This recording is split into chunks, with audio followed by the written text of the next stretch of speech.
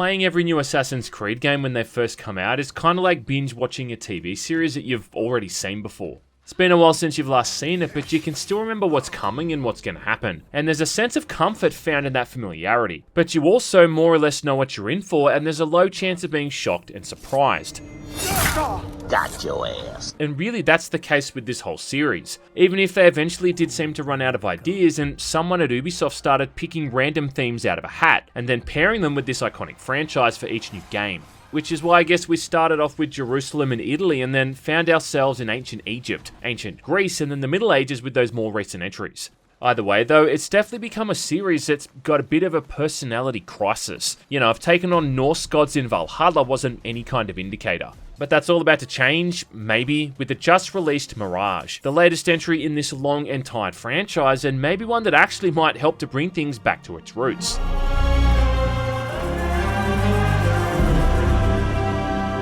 And I can honestly say that after playing it for 15 or so hours, that it's definitely one of the Assassin's Creed games of all time.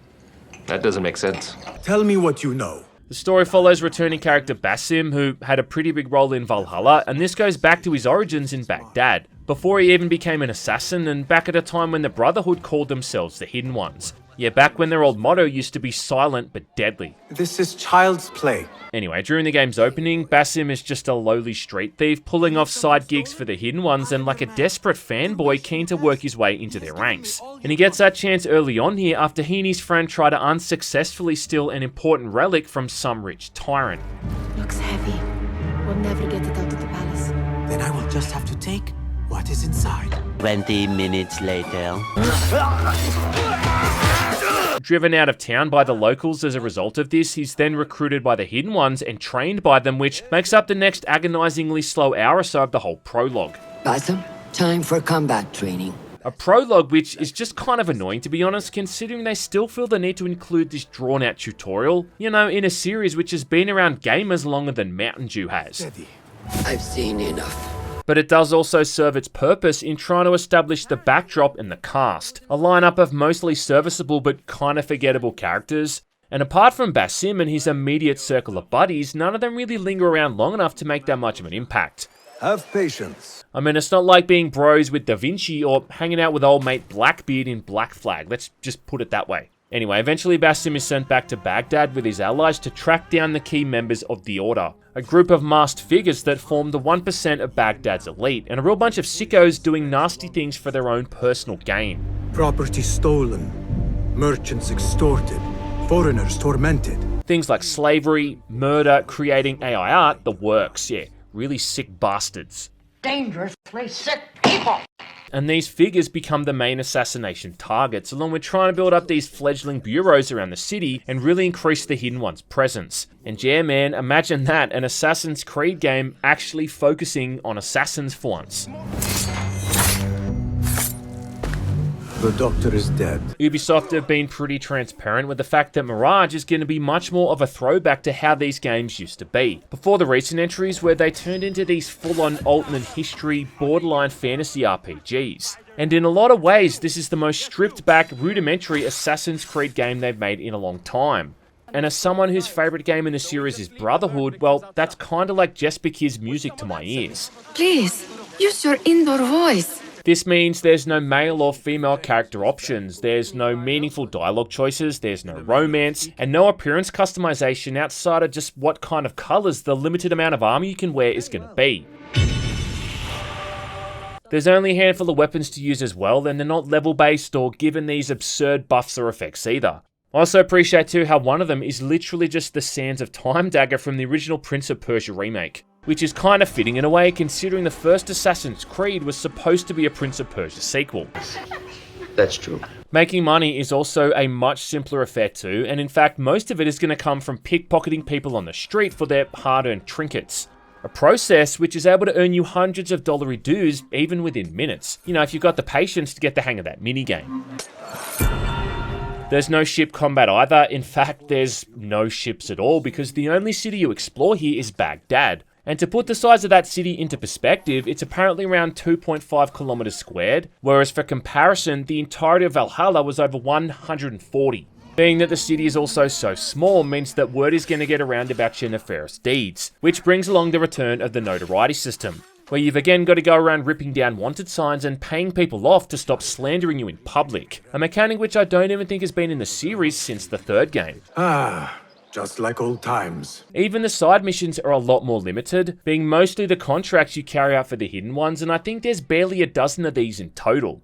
These involve going around assassinating people, stealing something important, or just protecting or escorting someone. I will write a poem in your honor.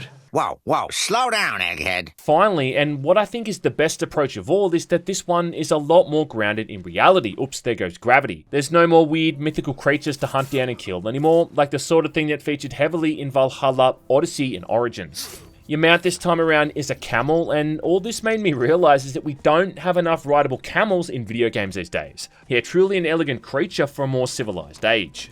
There is a subplot of Basim being haunted by these djinn creatures, which is about as far out there as it gets, but the moment-to-moment story and the setting is much simpler and even almost kind of historic. And if you told someone that this was a remaster of the first game, given the backdrop itself and just how basic the gameplay loop is, I reckon you could probably convince them. Stubborn bastard. In fact, there's even a setting in the visual options that replicates that original filter from Assassin's Creed. Just like old times. It's kind of funny to me as well that they're calling this era for the series Phase 3, like they're trying to replicate the whole phase approach that the Marvel films have. It's even got a splash screen when the game loads up, showing all the protagonists from all the various games, which is kind of similar to that Marvel logo at the start of all those crappy movies.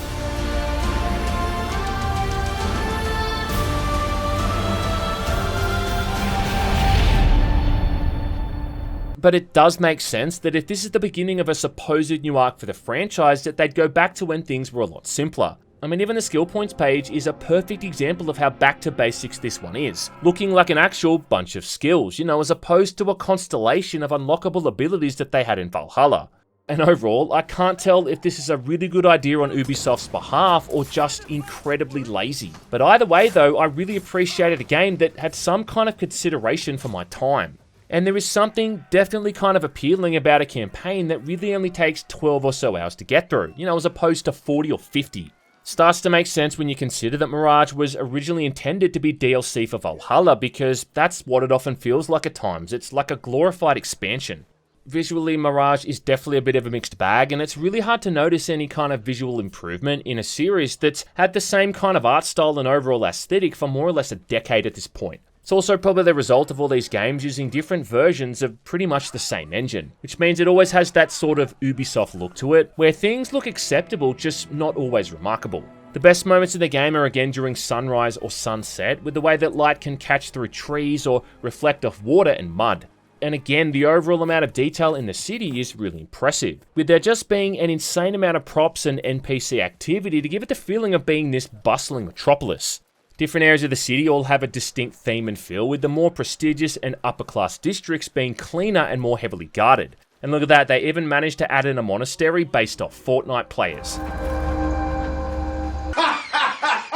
And then the desert outside the city is predictably barren and lifeless. I mean, yeah, I don't know what I was expecting there, but the small havens in the form of an oasis here and there add some much needed colour and life into these otherwise dead empty spaces. There's no loading screens either, outside of those moments when you have to fast travel, and once the game loads in, the whole city is your entire sandbox, which does go a long way for that immersion factor when you can run from one side of the map to the other in one sitting. Yeah, just don't time it. What is really distracting though is like the kind of inconsistency with some of the character models. And I don't know if this was Ubisoft trying to be meta and having characters look like they came from the PS3 era, but some of these really do stick out to me. I know it in my ripe old bones that he waits for me to die of starvation. Or worse, go out of business. You expect and can almost excuse random NPCs for not being super detailed, considering they're more or less just supposed to be moving props. But if you're interacting with someone, you'd kinda hope there'd be a higher level of polish. And often even just for Basim himself, like sometimes the guy looks really well modeled and has a high amount of detail, but then at other times when he's in certain types of light, he looks positively last gen. It is unwise to judge someone by how they look. You ever see that episode of Seinfeld where Jerry dates that girl who looks completely different depending on the lighting of the room? Yeah? Well, same deal. I could go either way. You're telling me. This has always been a bit of an issue with these other games too, where the juxtaposition between the way the environment looks in comparison to all these various NPCs can often just be really staggering. And I do think in some regards that it's almost a bit of a step back from even some of these previous games. I feared the same. As to how it performs though, well, it seems to run pretty well with everything maxed out on the PC for me anyway, and loading times were brisk without any serious glitches. The only thing that became a real issue though, and seemed to get worse the more that I played it, was micro stuttering. That's where the game would periodically just freeze for like a second or so during gameplay, and this became really disruptive the further I got into the game, as it started happening during pivotal moments and even during important gameplay.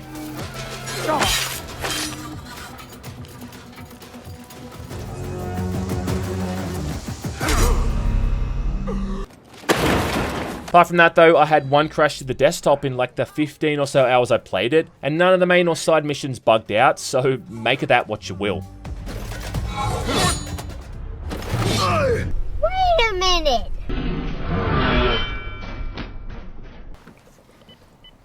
Bullshit! Now when it comes to the gameplay, Mirage has got a much more sensible, grounded approach to the parkour, stealth and combat. Parkour is about the same that it's always been, where all you really need to do is hold down a single button and then every surface in the game becomes pretty much climbable. But for some reason, this does feel like some of the most unresponsive parkour controls yet.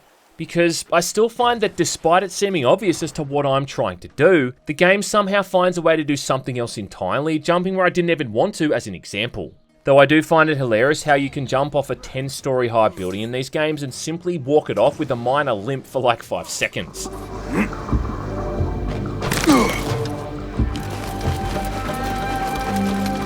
Still fast as fuck, boy. Plus I also find it really frustrating how you can't ever simply just drop off a fucking ledge in these games. Your character's always got to quickly grab onto the nearest object you can find to stop himself from falling. Just kind of made me realize how coddling so many modern games have become here, that it won't even let me fall to my death. And all they really need to do to fix this is include a single button that lets your character freefall and ignore grabbing onto nearby surfaces. As it is though, you've got to hold down the drop button where you slowly fall from ledge to ledge, which is so slow and can even outright compromise you during stealth moments.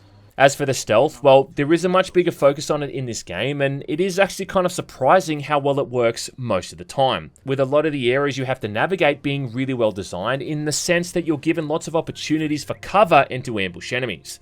Even just that simple trick of hiding in tall grass and whistling to attract someone's attention, it still works wonders in clearing out the pack. What was that noise?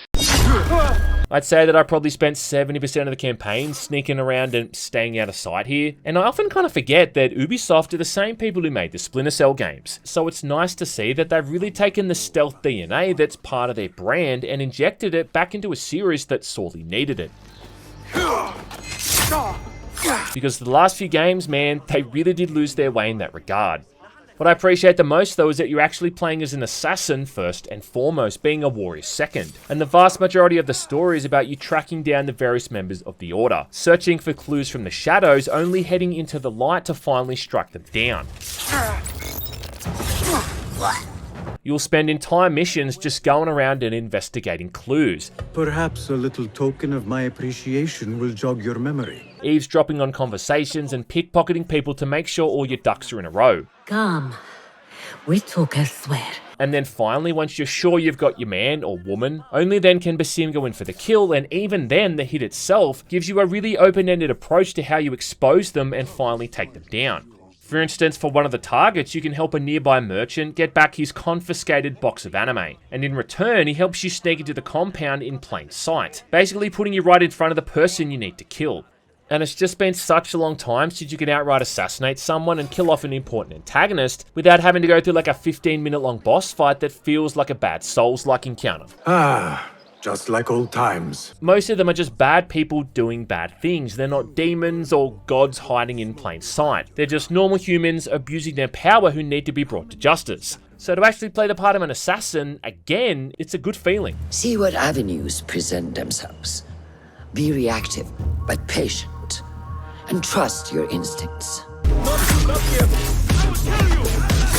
Having said that though, it seems they still couldn't resist putting in all those overpowered toys and gadgets, which remove a lot of the threat of actually getting caught and discovered. So you've still got tools like the smoke bombs, the throwing knives, sleep darts, and now even like a bit of an explosive mine that knocks back enemies and stuns them completely. Stings the nostrils.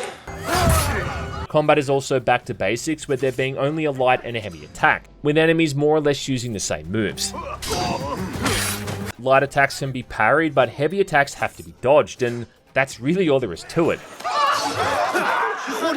Perfect parry is going to often set someone up for an instant kill, and eventually you can dodge roll over someone's heavy attack to hit them from behind.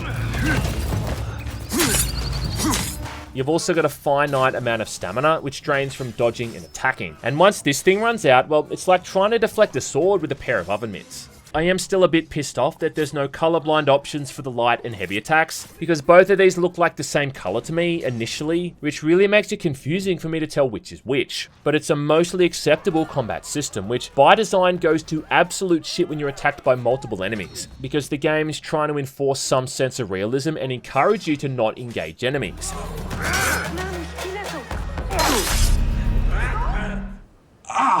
Or at least it wants to make you think that way. And I say that because it's still far too easy to just drop a smoke bomb in a group of crowded enemies and then assassinate them all while they're stunned one by one.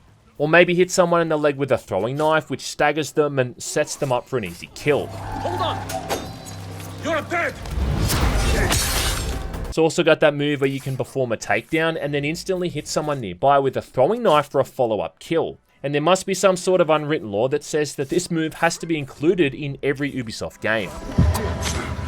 Even aside from that, like just pegging dudes with the sleeping darts can get rid of a few would-be attackers in an instant. And then upgrading these tools makes them even more effective. Like the smoke bomb can be upgraded to more or less memory wipe whoever it hits, or the sleeping dart so that its effects are infinite instead of lasting only a couple of minutes. But playing this game on the base difficulty mode, you more or less turn into Basim Wick, and there really is no challenge to either the stealth or combat. In fact, it's actually kind of laughable just how easy it is to run rings around the AI. Hard mode, on the other hand, does make things a bit more punishing. You get seen a lot quicker when you're trying to sneak around, and enemies hit a lot harder during combat. There's only a maximum of 3 healing items, and they can disappear pretty quickly if you're getting into scraps and trading blows with enemies every couple of minutes. But that kind of begs the question as to like, what incentive is there for me to fight fair and actually try to engage enemies with proper parrying and dodging, if the alternative is I can just drop a smoke bomb in their face, stab them all in the chest before they even realize and not even take a single hit. Damn it! What's going on? Got your ass. Either way though, for people familiar with that whole Assassin's Creed combat loop, you know, the one they've been using for the better part of a decade now, this ain't exactly going to push your limits or capabilities as a gamer. And in fact, to make it even easier, they've added in this focus mode, which kind of feels like the marking system from Splinter Cell Convection? And to make it even easier, they've added in this focus mode, which feels like the marking system from Splinter Cell Conviction, combined with all those multiple takedowns you could do in Arkham Knight. You unlock this feature pretty early on in the game, and basically how it works is that Basim can tag multiple enemies at once, and then chain assassinate all of them in a row before they can even react. In-game, you're basically just teleporting from enemy to enemy, and it is so immersion-breaking that it's not even funny. The way the devs described this was that Basim's movements are so fast that apparently the Animus can't even keep up with him, which is why it seems to glitch out and show him all teleporting around. But this is the same Animus that can somehow remember a distant ancestor's entire lifetime vividly and replicate it near perfectly. But I mean, look, compared to the ridiculous amount of unlockable abilities and buffs you could get in Valhalla, I'll take this one with welcome arms.